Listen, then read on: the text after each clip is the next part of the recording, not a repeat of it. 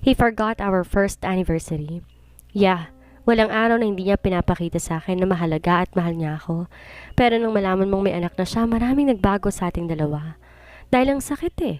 Ako ang asawa pero may anak siya sa iba na palagi niyang inuuna.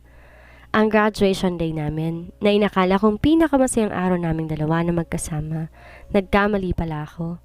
Yun palang araw na hindi ko makakalimutan. Araw na dinurog niya ako ng pinong-pino. Pero hindi. Hindi ko naramdaman na importante at special ako sa'yo. Hindi ko naramdaman kahit ngayon lang. Uunahin mo pa siya kaysa sa akin? Sayang lahat ng effort ko sa araw na to.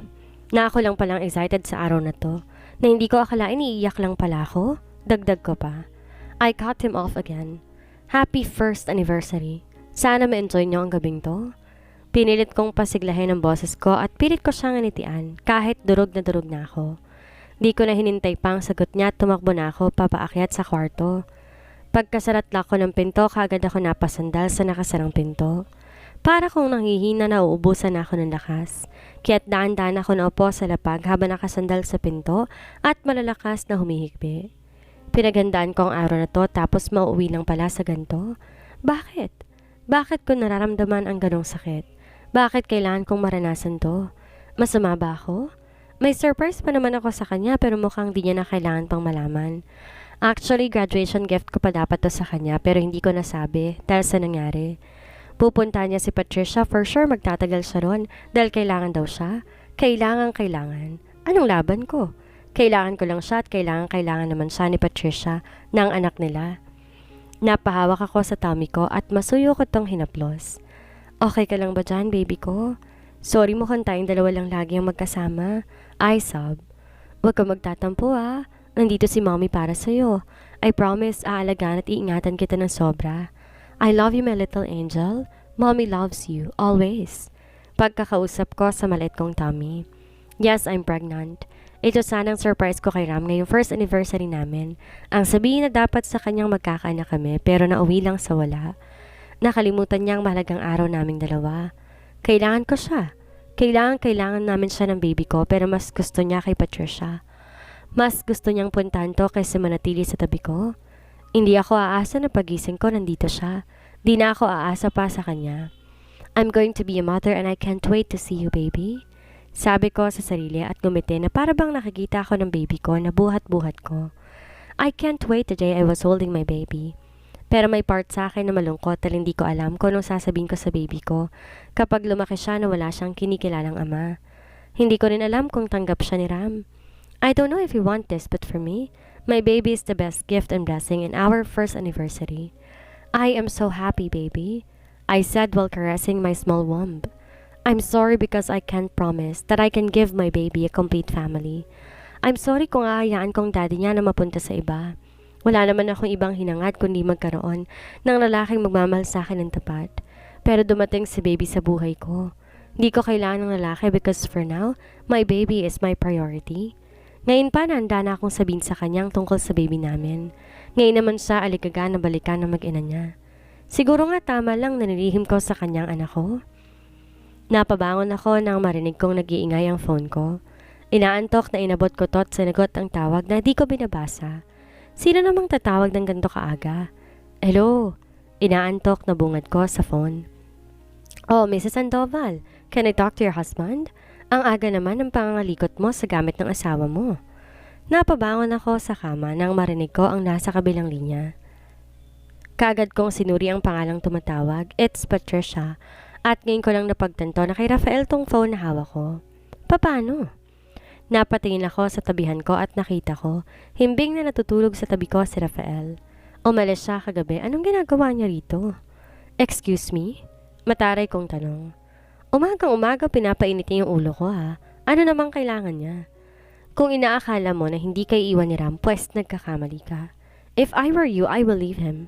Ano pang silbi mo bilang asawa kung meron siyang pamilya? Di man lang ba sumagi sa isip mo na baka panakip butas ka lang?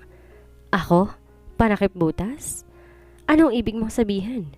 May kirot sa dibdib na tanong ko sa kanya habang nakatingin sa mukha ni Rafael, tulog na tulog.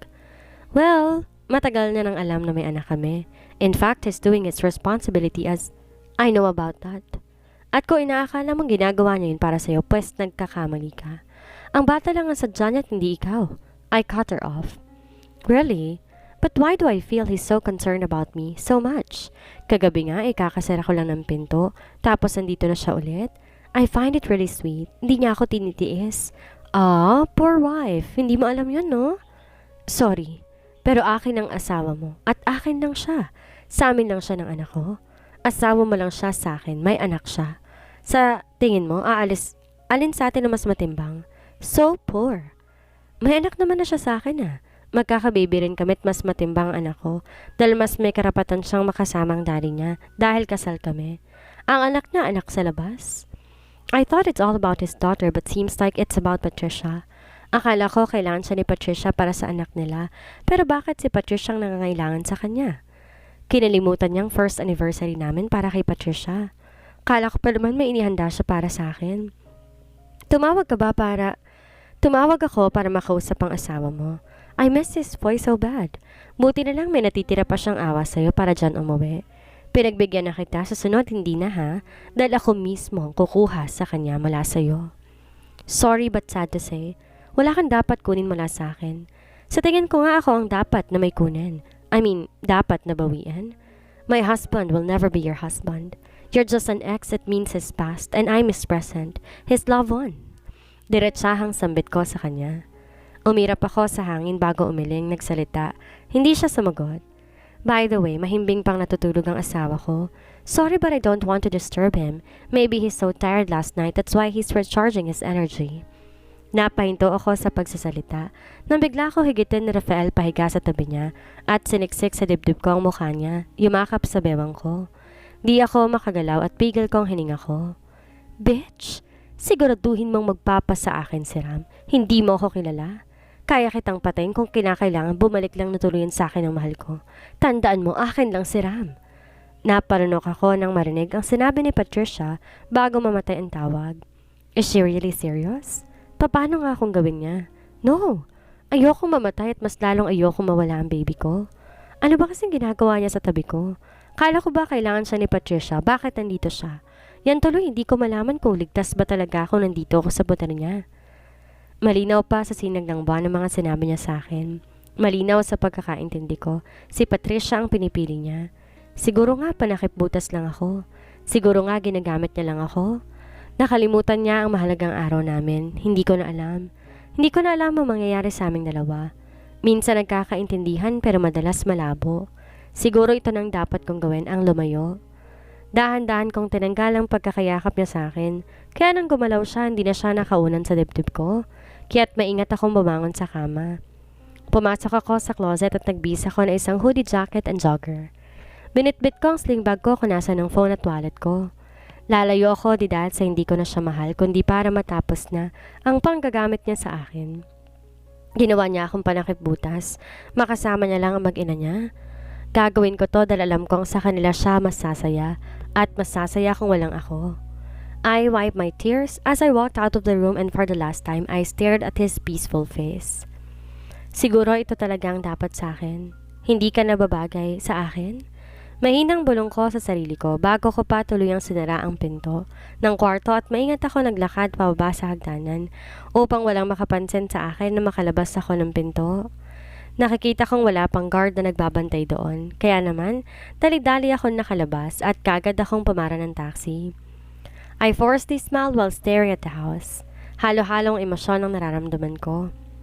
This house is really memorable and I will never forget. We spent time together happily even in sadness. This house really knows me, especially our room. Siksik sa mga luhang pumapatak sa mga mata ko. Lalayo ako para si katatahimik ng lahat sa kapakanan ng anak ko. Karapatan namin sumaya pero eto talaga kami ang para sa isa't isa. Ma'am, ayos lang po kayo?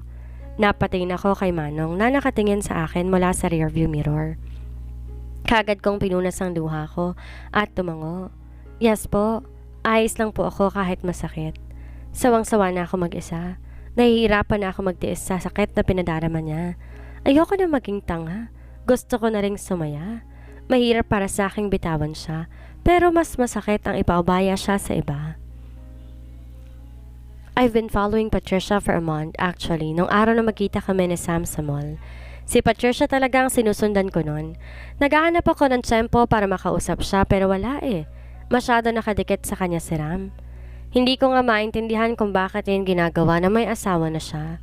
Hindi niya ba alam na nasasaktan ng asawa niya?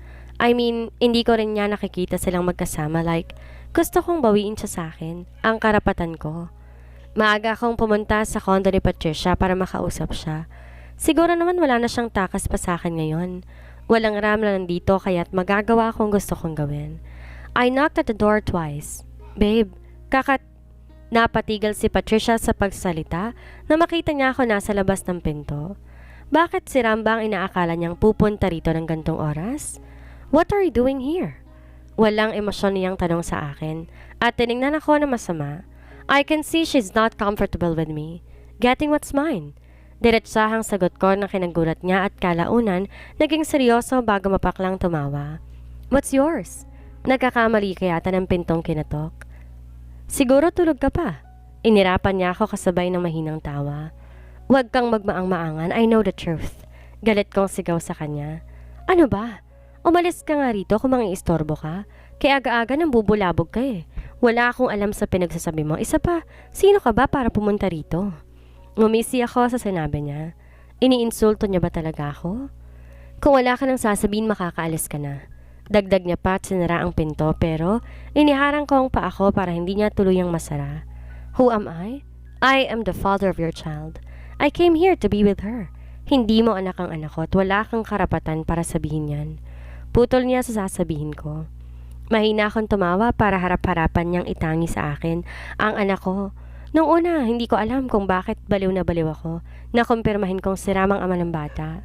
I asked her how many times and her answer is always, Ram. How came that Ram is the father of her child if I am the last man who wed her before she left? Here, DNA result of mine with your daughter. The DNA said I am her biological father. Siguro naman di mo na siya itatanggi na hindi siya sa akin. Akin ang bata. Huwag mo siyang ginagamit sa mga kalokohan mo. Huwag mo siyang gamitan para makuha ang lalaking di naman talaga dapat para sa'yo. Mahabang sabi ko sa kanya, habang binabasa niya ang iniaabot ko sa kanyang papel. I can see the tears licking down to her cheeks. No, that is not true. Ginagawa mo lang to para masirang relasyon namin ni Ram. Wag. He is a married man. Huwag mo siyang pananagutin sa batang hindi naman siya may gawa. Bakit hindi ako panagutin mo? Total ako naman ang lalaki na kabuntis sa'yo. He cut me off by slapping me. Hindi kita mahal. Wala kang karapatan na sabihin ako ng ganyan. You raped me. Malutong na sampalang binigay niya sa akin. How pathetic accusation. I dare you to sue me but first give me my daughter? How dare you blackmail me? Sa tingin mo, mahal ka niya? Mag-isip ka nga. Kung gusto mo siyang makuha, dapat matagal na siyang nasa'yo. Hindi kita hayang ipagpatuloy mong ginagawa mo na nasasaktan si Vanessa sa pinagkagagawa mo at nasasaktan din ako na ibang umaako sa anak ko. Alam mo ba yung sakit, ha? Hindi. Hindi mo nararamdaman dahil makasarili ka. Sarili mo lang ang iniisip mo. Kaya wag mong sasabihin sa akin na ginagawa mo to para sa bata dahil simulat sa pol wala kang pakialam sa kanya. Wala kang kwentang ina na ipaakaw siya sa lalaking hindi naman niya tunay na ama. Galit kong sigaw sa kanya at hindi ko na mapigilan ang galit ko. Dahilan para masuntok ko ang pader. Kung mahal niya ang lalaking yon, ay wala na ako magagawa pa. Ang sa akin lang akin ang anak ko. Ayoko na may ibang umaangkin sa kanya dahil akin lang ang anak ko. Masakit makitang hawak-hawak siya ng iba samantalang ako. Kahit na hibla ng buhok niya, hindi ko mahawakan. Nagkaroon lamang ako ng pagkakataon na makita siya ng malapitan nang pasukin ko ang kondo niya. Nakita ko kung gaano kaganda ang anak ko. Natatawa ako sa isiping madami siyang pagkakapareho sa akin mula sa kanyang ilong at mga mata. Nga siya rin katulad kay Ram dahil magkapatid kami pero hindi niya nararamdaman na hindi niya anak ang anak ko. Para akuin niya to ng basta-basta na walang kasiguraduhan kung sa kanya nga ba talaga. No, hindi totoo yan. Umalis. Aalis ako kapag kasama ko ng anak ko. Hindi ako aalis dito na hindi ko siya kasama. Malamig na putol sa kanya. Nakilapigil niya sa akin na maglakad ako papasok sa loob ng kondo niya, papunta sa kwarto ko nasa ng bata. Hindi. Hindi mo siya makukuha sa akin. Get out or I will call the police. Then call. Let's see. Malamig kong tugon at binuksan ang pinto. Nakita ko na nakahiga sa kuna ang anak ko at nakita ko rin gising na siya. She is playing with her hands. Huwag mo siyang ilalayo sa akin, please. Don't. I won't. I will give you 2 choices. Una, aaminin mo ang totoo kay Ram na hindi siya ang ama ng bata. Hahayaan kita na makasama mo siya. Yan nga lang walang Ram na papupunta sa'yo kapag nalaman niya ang totoo. Pangalawa, hahayaan kitang makasama si Ram pero akin ang anak ko. Ilalayo ko siya sa'yo at hindi mo siya makikita. Mamili ka, ang anak ko o ang lalaking alam mong hindi naman talaga sa'yo. Ram Rafael Clyde. Kinapa ko ang tabihan ko pero wala akong mahawakan na Vanessa sa tabi ko. Kaya napamulat ako na mata tiningnan. Wala siya. Where is she? Kagad akong bumangon at kumatok sa banyo pero walang tao. Pumunta ako ng closet pero wala siya. Nasa naman na kaya siya? Pagkatapos kong halugugin ang buong kwarto, kagad akong bumaba at naabutan ko si Manang na nagluluto sa kusina. Good morning, sir. Ihahanda. Where's Vanessa? Putol ko sa sasabihin niya. Ay sir, baka po nasa garden. Doon siya madalas pumupunta tuwing umaga. Kaagad kong tinuko ang garden. Para tingnan siya pero wala akong nakitang Vanessa. Bumalik ako sa kwarto ko kasi baka nandun lamang siya like, I want to tell her everything. Gusto kong malaman niya ang nalalaman ko. Kinuha ko ang phone ko para tawagan siya pero cannot be reached. Nasaan ba siya? Hindi kaya iniwan na niya ako? No way. Hindi maaari. Pumasok ako ulit sa closet at tiningnan ko ang gamit niya. Kompleto mga naririto, mukhang di naman nagagalaw. Huminga ako ng malalim at sumandal ako sa lalagyan ng damit niya. May nahulog na isang bagay mula sa damitan niya. Kunot noong pinulot ko ito. It looks like a thermometer at may 2 guhit ng pula sa gitna. Ano to? Saan nga ba ako nakakita ng ganito? Alam kong may kahulugan to, hindi ko lang alam kung ano. My heart raced like no one can explain how I felt right now. I need to talk to her for sure she has a good explanation about it. Di ko alam pero pakiramdam ko masaya ako. Ang puso ko na may halo na kaba. Bakit naman ang aga niyang gumising? Like, una pa siya sa mga maids. Nilibot ko ang paningin sa buong closet. Walang nagbago. Siguro lumabas lang siya. Pumunta ako sa banyo para maligo at kagad naman ako nagbihis hanggang sa makalabas ako ng kwarto. Wala pa rin siya. It is already 10 in the morning. Iba na to. Kaagad kong nakuha sa bulsa ng pantalon ko ang cellphone ko nang marinig kong tumunog ito. Nahilamos ko ang mukha ko na makita ko ang pangalan sa screen. Akala ko si Vanessa na puta. Si Patricia pala. Ang lakas naman ng loob nito na tawagan na ako. Kung alam niya lang na alam ko. Gago. What? Inis kong bungad sa kanya. Ram, we need to talk. I can hear that she's crying. Tapos na ako sa kanya. Damn it! I don't have to talk with you. I told you already na pag-usapan na natin to kagabi. This is the last you call me. Malamig kong tugon sa kanya at pinatay na ang tawag. Alam ko hindi ko anak ang anak niya.